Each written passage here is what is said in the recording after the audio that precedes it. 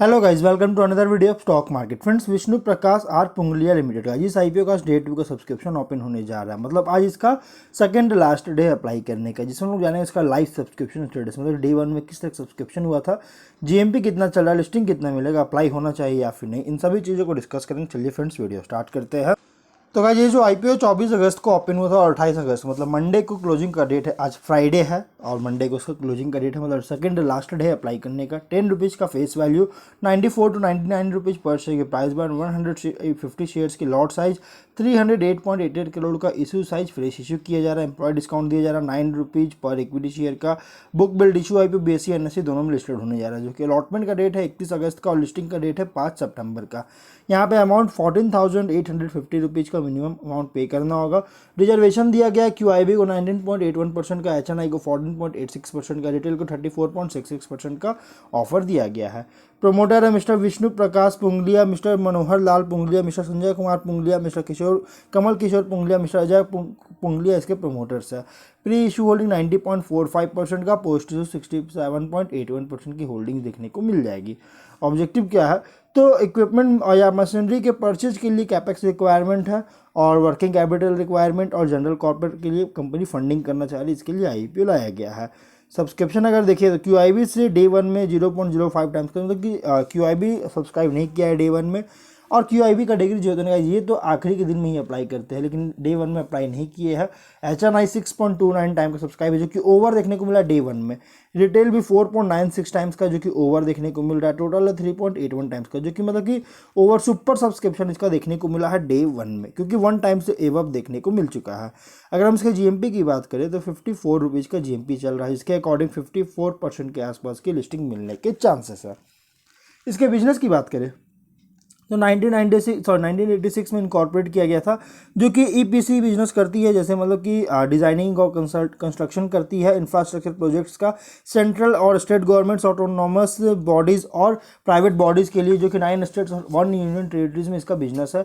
लेकिन इसका सेंटर जो है ना, बिजनेस का जो सेंटर है, कंस्ट्रक्शन सेंटर जो है, ये गाइज सिर्फ राजस्थान में इसका सेंटर है, जो कि इसके लिए एक बहुत बड़ा ड्रॉबैक है।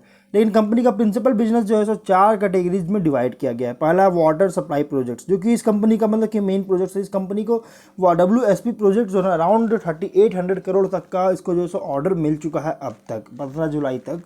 और दूसरा है रेलवे प्रोजेक्ट्स का, रोड प्रोजेक्ट्स और इरिगेशन नेटवर्क प्रोजेक्ट्स। ये सभी 4 तरह की प्रोजेक्ट्स कंपनी करती है, जो कि यहाँ पे कंपनी ज़्यादातर आप लोग देख सकते हैं कौन कौन से एज ए कॉन्ट्रैक्टर और जो है सो एज ए कॉन्ट्रैक्टर रजिस्टर कर चुका है अलग अलग डिपार्टमेंट्स एजेंसीज में, जो कि आप लोग यहाँ पढ़ सकते हैं। जिसका चीज़ मैं नहीं बताऊँगा, आप लोग पढ़ लीजिएगा। और देखिए उसके बाद 2021 में VPRP जो है, इसको WSP के द्वारा तरफ से एक अवार्ड दिया था, एक डील दिया गया था पब्लिक हेल्थ इंजीनियरिंग डिपार्टमेंट का की तरफ से, जो कि मणिपुर के लिए जिससे यहाँ पे डील दिया गया था 433 करोड़ का। और इससे पहले इसी के तरफ से मतलब कि public health engineering department Rajasthan से भी कंपनी को 2002 में डील दिया गया था 1.9 करोड़ का। और ये डील दिया गया था guys partner as a partnership firm में, लेकिन वापस ये सिंगल बिना किसी पार्टनरशिप फर्म के कंपनी को वापस डील दिया गया, जो कि मणिपुर से दिया गया PHED से, जो कि 433 करोड़ का, जो कि एक कंपनी के लिए बहुत बड़ा सपोर्ट देखने को मिल रहा है। अगर हम इसके फिनेंशियल्स को देखेंगे तो रेवेन्यू है 21 में 487 करोड़ का, प्रॉफिट है 18.98 करोड़ का। 22 में 787 करोड़ का रेवेन्यू है, प्रॉफिट है 44.85 करोड़ का। 23 में 1171 करोड़ का रेवेन्यू है, प्रॉफिट है 90.6 करोड़ का। यहाँ फिनेंशियल कंपनी का एक स्ट्रॉन्ग ग्रोथ देखने को मिला है। इस कंपनी का पॉजिटिव फैक्टर ये है ना कि ये 9 स्टेट्स और 1 यूनियन टेरिटरी में कंपनी इंफ्रास्ट्रक्चर बिजनेस करती है, मतलब कि ईपीसी इंफ्रा डेवलपमेंट करती है। और लगभग इसके पास 3800 करोड़ तक का जैसे ऑर्डर मिल चुका है, जो मैंने अभी बताया था कुछ टाइम पहले। 23 के प्राइस के अर्निंग्स के अकॉर्डिंग, 23 के अर्निंग्स के अकॉर्डिंग प्राइस बैंड फुल्ली रखा गया है। कुछ अगर इसके लिए डिटेल्स की बात करें पॉइंट्स की, तो ISO सर्टिफाई किया गया है इंटीग्रेटेड EPC के लिए। प्रॉमिसिंग रेवेन्यू भी जनरेट किया है, ऑपरेशंस और नेट प्रॉफिट भी जो है ईयर ऑन ईयर बेसिस पर प्रॉमिसिंग रेवेन्यू है। प्लस 36 ईयर्स का एक्सपीरियंस है WSP प्रोजेक्ट्स में, जो कि आगे इस कंपनी को बहुत काम आ सकती है। प्लस अलग अलग तरह के बहुत सारे रिकॉग्निशंस नेशन वाइड जो है रिसीव हो चुका है रजिस्ट्रेशंस के थ्रू, जैसे कि एज ए कॉन्ट्रैक्टर रजिस्ट्रेशन के थ्रू जो रिसीव हो चुका है। इन हाउस इंटीग्रेटेड मॉडल है, जिसके कारण इसका रिलायबिलिटी जो होता है थर्ड पार्टी पर जो रिलायबिलिटी जो होता है अपने की मटेरियल्स के लिए उसको रिड्यूस कर सके। हमेशा यहाँ पे ऑलरेडी प्रेजेंस है 9 स्टेट्स और 1 यूनियन टेरिटरीज में, और प्लान कर रहा है कि और अदर जोग्राफीज मतलब अदर स्टेट्स है यूनियन टेरिटरीज में कंपनी जो है सो डाइवर्सिफाई कर सके, मतलब कि फैला सके, बिजनेस को एक्सपैंड कर सके। लेकिन रिस्क क्या है कि इसमें कुछ पेंडिंग लेजिस्लेशन वगैरह लगाया गया है कंपनी का अगेंस्ट, जो कि अगर ये कंपनी का बिजनेस को इम्पैक्ट कर सकता है। सेंटर्ड है मेनली राजस्थान में, जो मैंने भी बताया था कुछ टाइम पहले कि इसका राजस्थान में मेनली कंपनी का बिजनेस है। एक लार्ज बिजनेस जैसे फोकस किया जा रहा है WSP का पर, जो कि एक बिजनेस कॉन्सेंट्रेशन रिस्क क्रिएट कर सकता है, क्योंकि एक सिंगल जब चीज़ पर फोकस करने से क्या होता है एक रिस्क बनता है, क्योंकि अदर जो इसका जो सब्सिडी अदर जो इसका बिजनेस है अदर कंस्ट्रक्शन जो करती है उस पर तो ज़्यादा फोकस नहीं किया जा रहा है। और यहाँ पे negative operating cash flow to date ratio देखने को मिला, जो कि अराउंड 1.64 माइनस में इसका जो है सो negative operating cash flow to date ratio देखने को मिला, जो कि इस कंपनी के लिए थोड़ा सा नेगेटिव इम्पैक्ट पड़ सकता है, क्योंकि कंपनी को डेट बहुत ज़्यादा 590 करोड़ के आसपास का इसका डेट है।